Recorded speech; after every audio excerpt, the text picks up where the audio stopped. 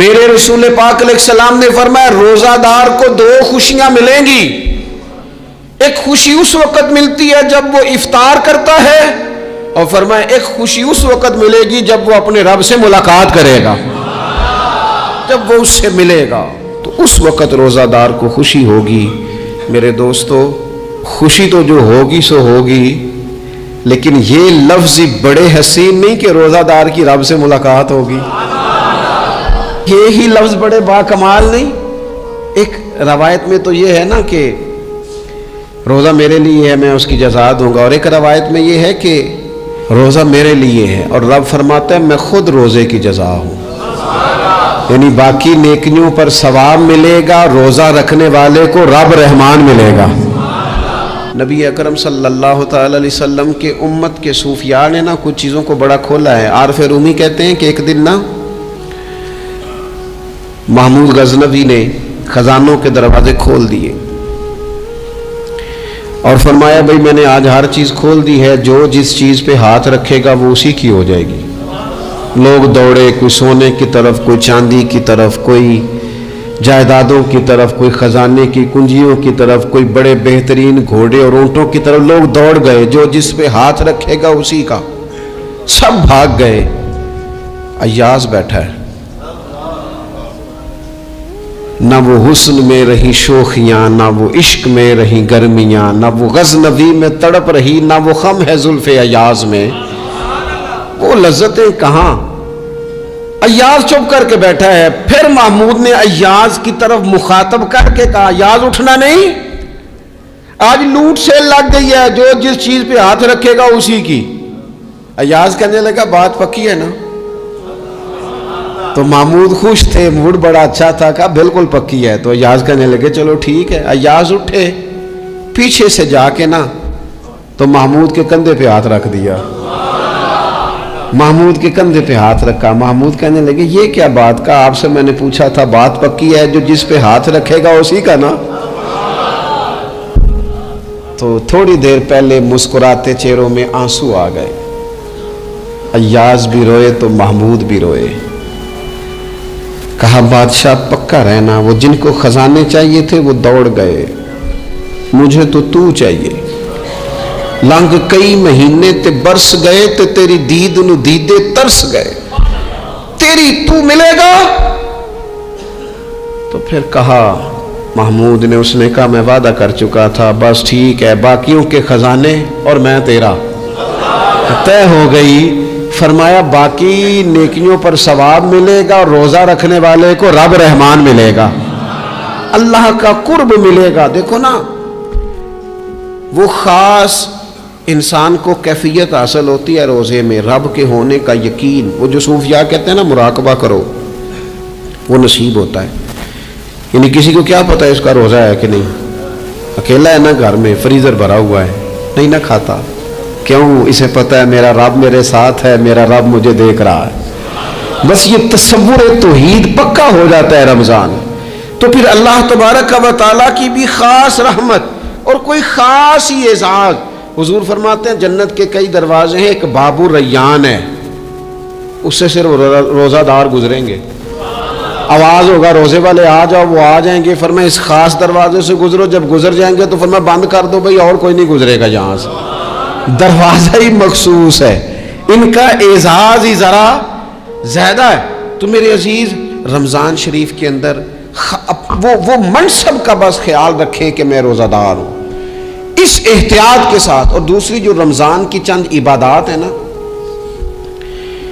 سب سے پہلی تو میں عرض کروں گا تراویح کے حوالے سے. یہ بات یاد رکھ لیں کہ نبی پاک علیہ الصلوۃ والسلام نے فرمایا جس نے ایمان اور احتساب کی نیت کے ساتھ رمضان میں قیام کیا، اللہ اس کے پچھلے سارے گناہوں کو معاف فرما دے گا. اور ایک مقام پر نبی پاک صلی اللہ تعالی علیہ وسلم نے بیان کیا، یہ مشکات میں موجود ہے. حضور فرماتے ہیں رمضان اور قرآن دونوں قیامت کے دن بندے کی شفاعت کریں گے. رمضان کہے گا یا اللہ میں نے اسے دن بھر کھانا کھانے سے باز رکھا اور تیری بارگاہ کے حکم کے مطابق اس نے اپنے آپ کو ان چیزوں سے بچا کے رکھا. اور قرآن کہے گا مالک رات میں نے اسے نیند سے روکے رکھا. کیا مطلب؟ اس نے کھڑے ہو کے عبادت کی. اگرچہ اس سے مراد شارحین حدیث نے تراویح بھی لیا ہے، تہجد کی نماز بھی لیا ہے، صلاۃ اللیل بھی لی ہے، لیکن میرے عزیز یہ خاص ربط ہے قرآن مجید کے ساتھ تراویح کا. مسنون ہے رمضان کی راتوں میں قرآن مجید اور تراویح کا پڑھنا. اگر تھوڑی سی نا طبیعت میں صرف تبدیلی پیدا کی جائے، میں نے دیکھا ہے کہ جو لوگ کہتے ہیں نا میرا وقت بڑا قیمتی ہے، بڑی ساری جگہوں پہ آپ کو بیٹھنا پڑتا ہے، بیٹھیں آپ 2 گھنٹے بیٹھیں، 3 گھنٹے بیٹھیں. میں نے دیکھا ہے لوگ جاتے کسی دفتر میں تو رات کو ہی چلے جاتے ہیں اس علاقے میں، کھڑے ہیں پاسپورٹ کے دفتر کھڑے ہیں، شناختی کارڈ کے دفتر کھڑے ہیں، امیگریشن کی لائنوں میں کھڑے ہیں. کچھ ذہن تو بنائیں کہ میں نے رات کھڑے رہنا ہے اور اپنے رب کی عبادت کرنی ہے. تراویح کو ذرا ذوق سے آپ اگر تھوڑا ارادہ کر لیں گے نا، یعنی کوئی ایسا مشکل کام نہیں. میری تو رائے یہ ہے کہ پہلے 3-4 دن ذرا جم کے ذہن بنائیں اور تھوڑا سا نا روٹین کو بدلنے کی کوشش نہ کریں. جس امام صاحب کے پیچھے تراویح شروع کریں کوشش کریں ساری وہیں پڑھیں. روٹین بدلنے سے بھی سستی آتی ہے. ایک دن یہاں گئے، 2 دن وہاں گئے، تو یہ روٹین بدلنے سے بھی بعض اوقات سستی آتی ہے. کوشش کریں ایک جگہ پہ قرآن شریف سننا شروع کریں اور پھر پورا قرآن مجید وہیں پہ سنیں اور تھوڑا ذہن بنائیں. میں نے دیکھا ہے ہمارے استاد صاحب اس طرح کیا کرتے تھے کہ بہت تھوڑا کھانا افطاری کے وقت، تھوڑا، اور ان سے کہا جاتا آپ بزرگ آدمی ہیں اتنا کم کھانا کیسے نظام چلے گا؟ تو فرماتے تھے میں 1 چپاتی اور آدھی چپاتی کھا لوں گا لیکن تراویح کے بعد. اب اگر زیادہ کھانا کھاؤں گا تو طبیعت میں سستی آئے گی، میرے لیے کھڑا ہونا مشکل ہو جائے. سادہ سا کھانے کے ساتھ افطاری کی جائے گی. اور تراویح کے لیے اپنے آپ کو ذہنی کہاں ٹائم ملتا ہے سارا سال قرآن پڑھنے سننے کا؟ یہ تو اللہ نے موقع عطا فرمایا ہے.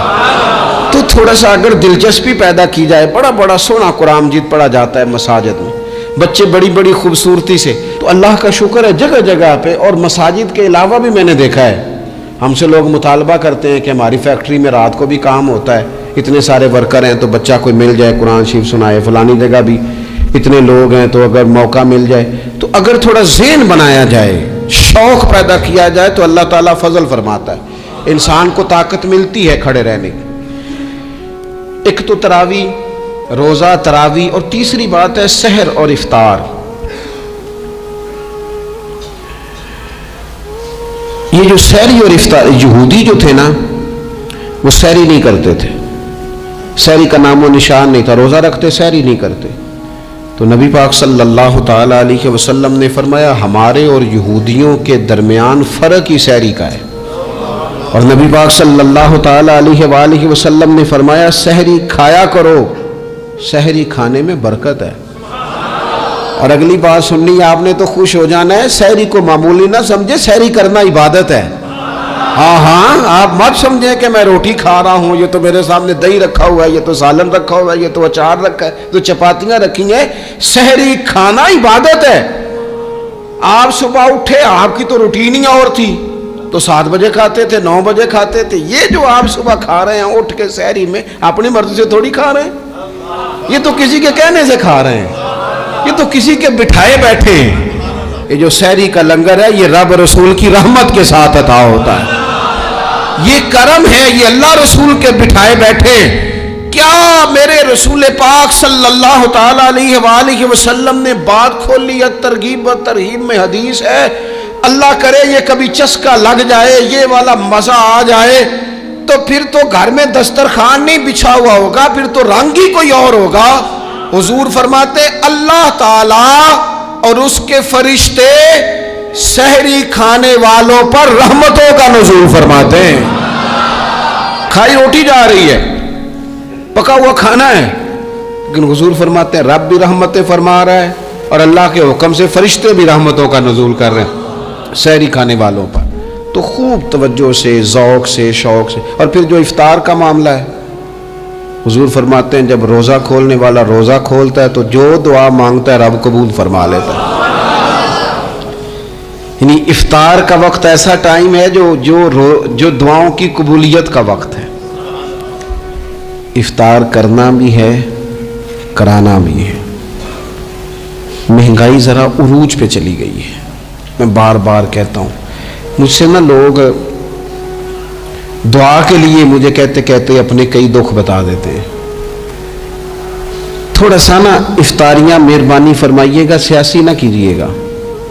وہ جن سے مال لیتے ہیں، وہ جن کو مال دیتے ہیں، وہ جن سے ووٹ لینے ہیں، وہ جنہوں نے ووٹ لینے ہیں، اس بنیاد پر سحر افطار کے بندوبست نہ کریں رضا الہی کے لیے. میرے محبوب فرماتے جس نے رب کی رضا کے لیے کسی کو افطار کرایا، جتنا ثواب اللہ روزہ رکھنے والے کو دے گا اتنا افطار کرانے والے کو بھی عطا کرے. اور ایک حدیث تو آپ پڑھیں گے تو جھوم جائیں گے، سنیں گے تو خوش ہو جائیں گے. المعجم الکبیر میں موجود ہے. نبی پاک علیہ السلام فرماتے ہیں جس نے حلال کھانے اور حلال پانی سے کسی کا روزہ افطار کرایا نا، ذرا دیکھنا غریبوں کے گھروں کو جھانکنا، ذرا اپنے عزیزوں میں ایک نظر دوڑا لینا، ذرا رمضان کی نیت کر کے رمضان سے پہلے ہی غرباء تک راشن پہنچا دینا، ان کی فکر دور ہو جائے. وہ پہلی شام ہی اپنے بچوں کے ساتھ آسودہ حال ہو کے بیٹھے. دیکھ لینا یہ نہ ہو کہ ایک بھائی کھول کے کھا رہا ہو اور دوسرے کے بچے منتظر ہوں کہ آج سحر افطار میں کیا کرنا ہے. اپنے گلی محلے میں دیکھ لینا. ہم اس رسول کے ماننے والے ہیں جنہوں نے فرمایا میں اسے مومن ہی نہیں جانتا جو پیٹ بھر کے کھائے اور اس کا ہمسایہ بھوکا رہ جائے. تھوڑا سا اپنے ارد گرد نظر ڈال لینا. المعجم الکبیر میں حدیث موجود ہے.